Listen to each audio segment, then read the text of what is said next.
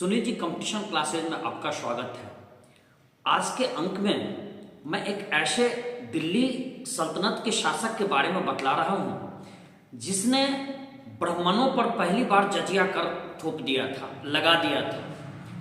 जजिया कर कहते हैं कि हिंदुओं पर लगने वाला धार्मिक कर लगाया। तो इससे पहले मोहम्मद बिन कासिम एक आक्रांता था, उसने लगाया था। अकबर ने इसको हटाया भी बाद में, लेकिन फिरोज शाह तुगलक ब्राह्मण पर भी लगा दिया था। ब्राह्मण ने इसके विरोध में भूख हड़ताल तक की। ब्राह्मण ने यहां तक धमकी दिया कि मैं आग लगा लूंगा आपके दरबार के सामने। लेकिन फिरोज तुगलक इतना निष्ठुर, उसने कहा कि आग लगा लो, मर जाओ, अभी ही मर जाओ, माचिस का तीली मैं तुम्हें दे रहा हूं। लेकिन उसके बाद स्वाभाविक है कि हिंदू में ब्राह्मण वर्ग थोड़ा पीछे हटे, उन्होंने भूख हड़ताल किया। तो सिर्फ फिरोज शाह तुगलक ने उसको उतनी सुविधाएं दी कि तुम अपने वर्ग से, चाहे तुम किसी भी जाति पर, लेकिन ये कर तो लगना ही लगना है, वसूल करके हमारे राजकोष को देना पड़ेगा। इसलिए ये पहला दिल्ली सल्तनत का शासक था जो ब्राह्मण को विशेषाधिकार मिला हुआ था कि इस पर जजिया कर नहीं लगता था, उस पर भी लगा दिया। इस शासक का नाम है फिरोज शाह तुगलक और इसके बारे में जानते हैं। तो फिरोज शाह तुगलक, मोहम्मद तुगलक की जब मृत्यु हुई तो फिरोज शाह तुगलक गद्दी पर बैठा। मोहम्मद बिन तुगलक की मृत्यु ठट्टा में हुई थी, ये जानते हैं आप। वहां पर फिरोज शाह तुगलक को जल्दीबाजी में इसको शासक बना दिया गया। दिल्ली के सल्तनत पर इसको घोषित कर दिया गया। फिरोज शाह तुगलक चाहता नहीं था, ये मोहम्मद बिन तुगलक का ये पुत्र नहीं था, बेटा नहीं था, ये इसका संबंधी लगता था। ये वास्तविकता में गयासुद्दीन तुगलक का छोटा भाई रजब था, उसका ये पुत्र था। फिरोज शाह तुगलक के बारे में ये जान ले कि इसकी मां एक राजपूत सरदार की बेटी थी और वो राजपूत की सरदार की बेटी इसलिए शादी की रजब से क्योंकि उसके पिता रनमल का जो क्षेत्र था उसको मुसलमान के हाथ से बचाने के लिए मजबूरी में वो रजब से शादी की थी। उसी का पुत्र था फिरोज शाह तुगलक। इतिहासकार ऐसा भी कहते हैं कि मोहम्मद बिन तुगलक को कोई पुत्र नहीं था। लेकिन एक घटनाक्रम और भी हुई दिल्ली में कि दिल्ली में एक था, उसका नाम था ख्वाजा ए जहां। इसने जल्दीबाजी में दिल्ली में जैसे ही उसको ये सूचना मिली कि मोहम्मद बिन तुगलक मर गया है, तो इसने एक अवयस्क लड़के को गद्दी पर बैठा दिया और उसको बेवजह हल्ला उड़ा दिया कि नहीं, ये भी मोहम्मद बिन तुगलक का संतान था। खैर इतिहासकार इस पर नुक्ताचीनी भी करते हैं कि नहीं, उसका अपना संतान नहीं था, मोहम्मद बिन तुगलक का अपना कोई संतान नहीं था, ऐसा इतिहासकार का मानना है। लेकिन गद्दी पर तो बिठा दिया। फिरोज शाह तुगलक अब इस विषय पर जितने भी उलेमा थे, जितने भी काजी थे, विशिष्ट वर्ग थे, उससे राय विचार लिया। उन्होंने कहा कि नहीं, अभी दिल्ली को एक मजबूत शासक की जरूरत है और आपको ही दिल्ली जाना है और वहां पर उसको हटा करके अपदस्थ करके आपको दिल्ली के गद्दी पर बैठना है। फिरोज शाह तुगलक शुरू में अनमना मन से, लेकिन इस बातों को मान लिया और फिर वो दिल्ली आया। दिल्ली आने के साथ जब वो विशाल सेना लेकर के आया, जो सैनिक था और उसके जो सहायक वर्ग थे, उसको देख करके ख्वाजा जहां अपने अभ्यर्थी, जो कि अवयस्क था, उसकी उम्र 18 वर्ष से ऊपर नहीं थी, तो उसको हटाने के लिए राजी हो गया। एवज में फिरोज शाह तुगलक ने ख्वाजा जहां को माफ कर दिया। बाद में उसको दूसरे क्षेत्र में भेजा जहां पर उसको शेर खान ने मौत का घाट उतार दिया। तो ये ख्वाजा जहां की इस तरह से उसकी समाप्ति हुई। अब जब फिरोज शाह तुगलक गद्दी पर बैठा तो राजकोष की स्थिति बहुत, माली हालत खराब, राजकोष खाली, क्योंकि ख्वाजा जहां जब उस अल्पवयस्क को गद्दी पर बैठाया था तो खुले हाथ से लोकल व्यक्ति को धन लुटा दिया, राजकोष खाली कर दिया, क्योंकि वो समर्थन लेना चाहता था। अब इसके पास मजबूरी, जब भी आप, इतिहास आपको जीना भी सिखाएगा, यदि आपकी अर्थव्यवस्था खराब हो गई, यदि आपकी जेब की माली हालत खराब हो गई, तो आपको परेशान आपको पीसने वाले, आप पर मुकदमा ठोकने वाले, आप पर परेशान करने वाले स्वतः बढ़ जाएंगे। लेकिन यदि आप पद, पैसा, प्रतिष्ठा और शक्ति से मजबूत हैं तो फिर आपको कोई बाल बांका नहीं करेगा, आपको दंड प्रणाम और सलामी कर। ये इतिहास से सीख सकते हैं। फिरोज शाह तुगलक अब दिमाग लगाया, इसने पहला काम किया कि राज्य का जितना समस्त ऋण था उसको इसने लोगों पर, उसको इसने माफ कर दिया ताकि लोगों की सहानुभूति मिल सके।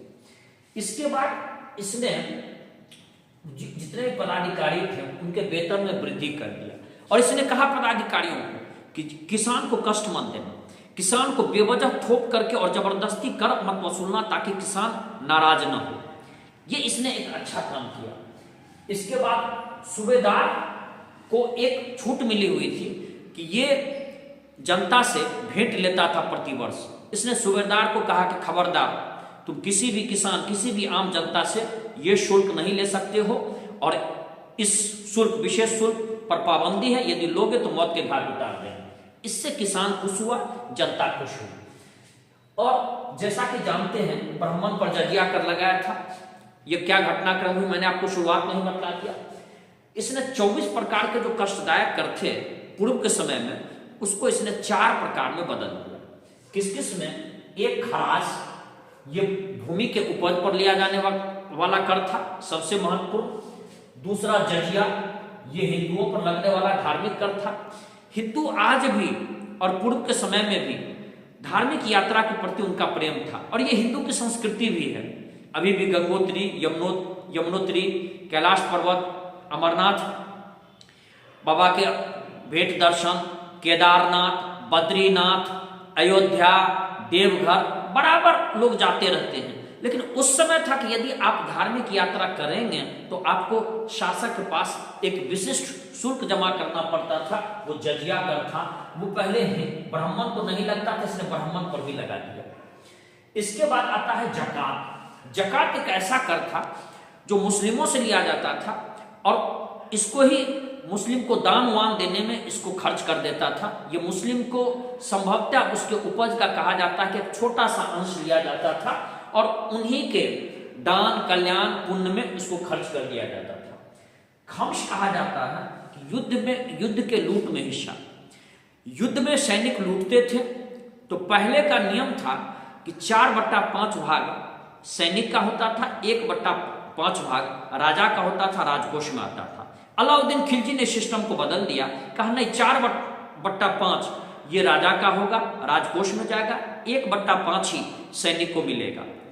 खैर सैनिक मन महसूस करके इसको स्वीकार किया। अलाउद्दीन बेहद ही कड़क था, मौत के घाट उतारने में उसको देर नहीं लगती थी। लेकिन इसने इसका ठीक उलट कर दिया।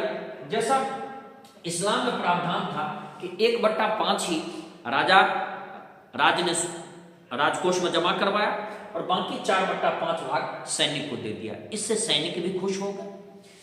इसके बाद अलाउद्दीन के ठीक उल्टा इसने जो किया था, लेकिन ये उल्टा, लेकिन इसने कुछ रचनात्मक काम और क्या किया, वो ये था कि हक ए शर्म नाम का ये कर लेता था, जो सिंचाई कर था, ये उपज का 1/10 या 10% कर लेता था। लेकिन ये कर इसने नाजायज नहीं लिया।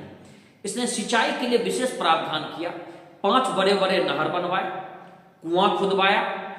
इसके बाद कुछ नहर नाला को जोड़ा, जिससे किसान को सिंचाई में काफी फायदा हुआ।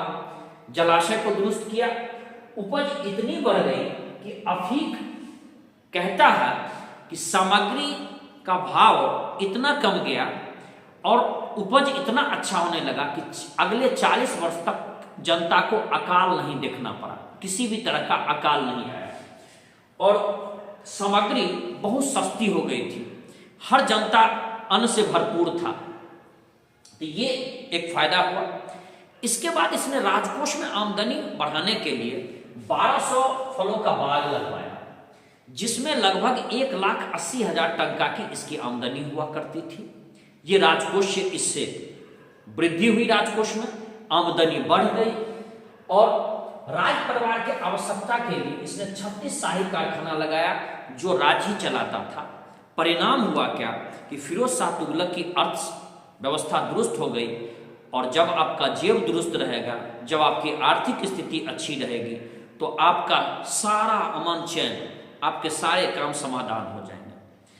तो यही फिरोज शाह तुगलक, इसके बाद फिरोज शाह तुगलक ने कुछ कल्याणार्थ और भी काम सब किया।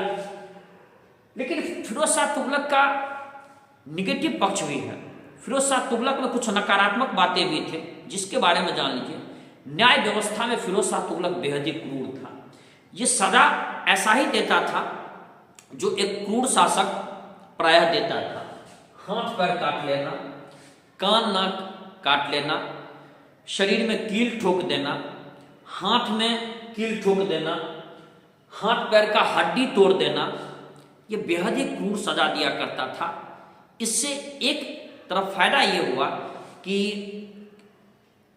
क्रिमिनलाइजेशन पर कंट्रोल हो गया, क्राइम पर कंट्रोल हो गया, उपद्रव पर कंट्रोल हो गया, जनता को अप्रत्यक्ष रूप से इसमें फायदा हुआ।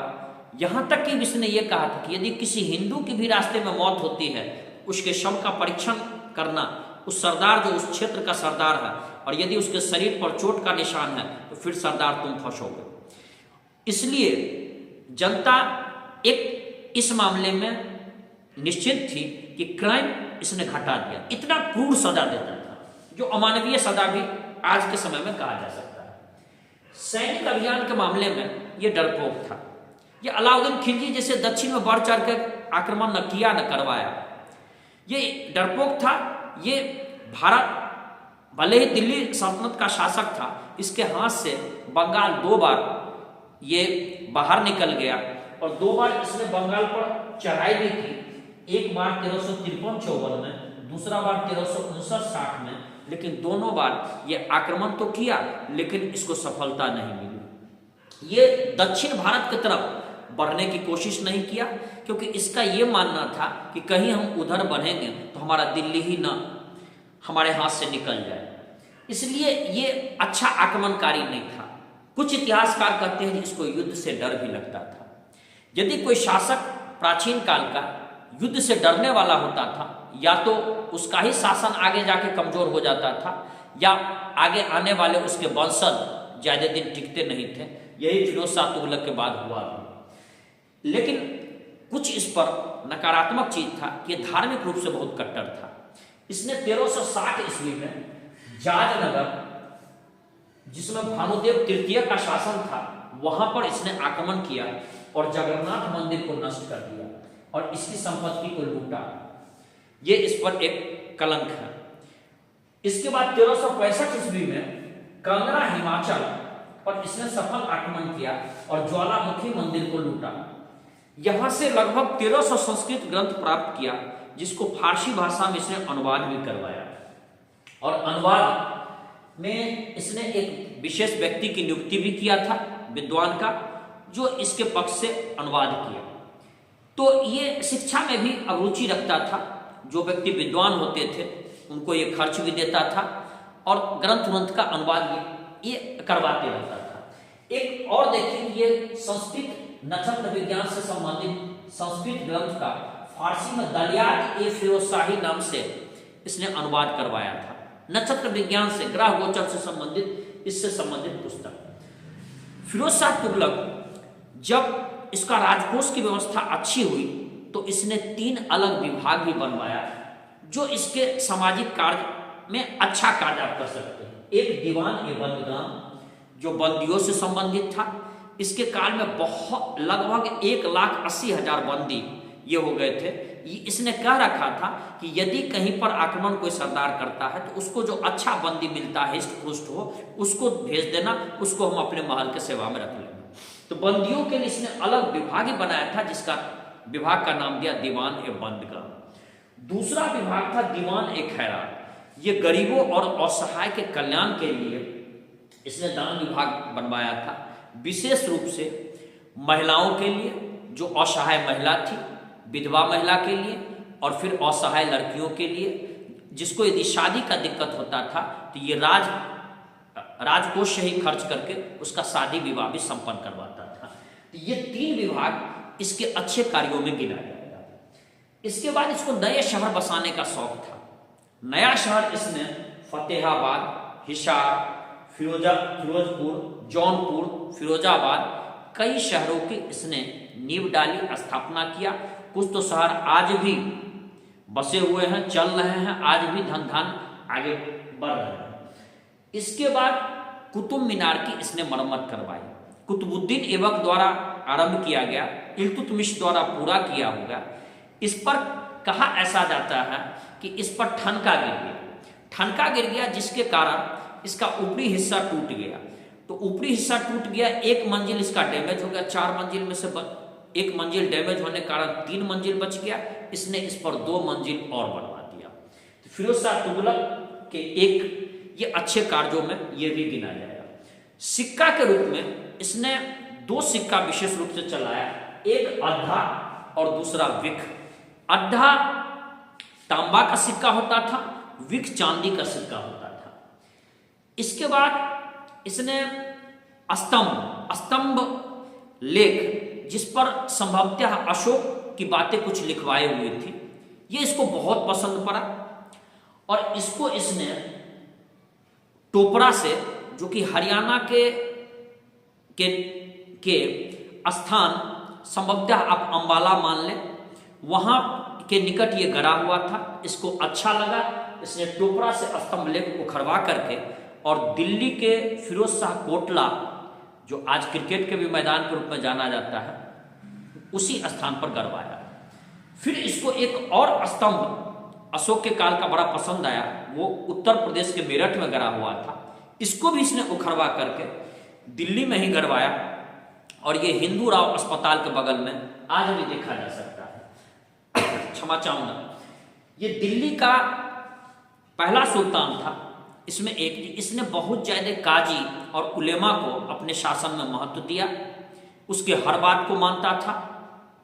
इसके कारण जबकि अलाउद्दीन खिलजी बिल्कुल स्वीकार नहीं करता था, उसने उलेमा और काजी को कह दिया तुम अपना काम करो, तुम्हारा काम राजकाज में दखल देने का नहीं है। लेकिन इसने बहुत ज्यादा दखल दिया और इस कारण इसको धार्मिक रूप से अहिष्णु इन लोगों ने बना दिया। तो कुछ हिंदू के मंदिर को भी इसने तोड़ा, कुछ हिंदुओं को इसने दंड भी दिया। कहा जाता है कि कटिहार में कुछ मुस्लिमों को हिंदू लोग ने मार दिया था। इसके एवज में ये प्रत्येक साल जाकर के असहाय निरीह लोगों का भी ये वध किया। ये इस पर कलंक है।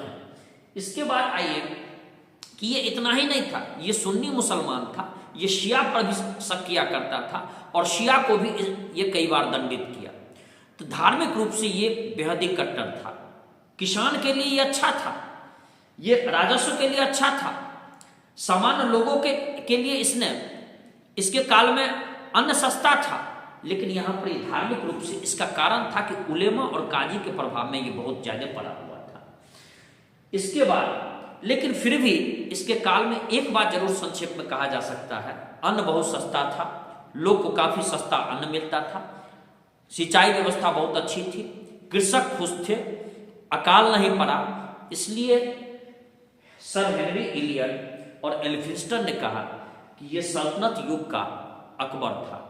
लेकिन चूंकि ये युद्ध से डरता था, हमेशा ध्यान रखिए कि यदि आप समय पर अपना प्रतिकार न करेंगे, यदि बहुत ज्यादा आप शांत प्रिय भी हो जाइएगा, तो दुनिया आपको बहुत ज्यादा चलने भी नहीं देगी। यही परिणाम हुआ कि 1388 में इसके मृत्यु के बाद जल्दी ही कह सकते हैं कि जैसे मोहम्मद बिन तुगलक के बाद फिरोज तुगलक के बाद जल्दी ही यह वंश समाप्त हो गया और तुगलक वंश ज्यादा दिन नहीं चला। यदि आपको ये वीडियो पसंद आया, लाइक करें, शेयर करें और चैनल को आप नए हैं तो सब्सक्राइब कर लें। जय हिंद।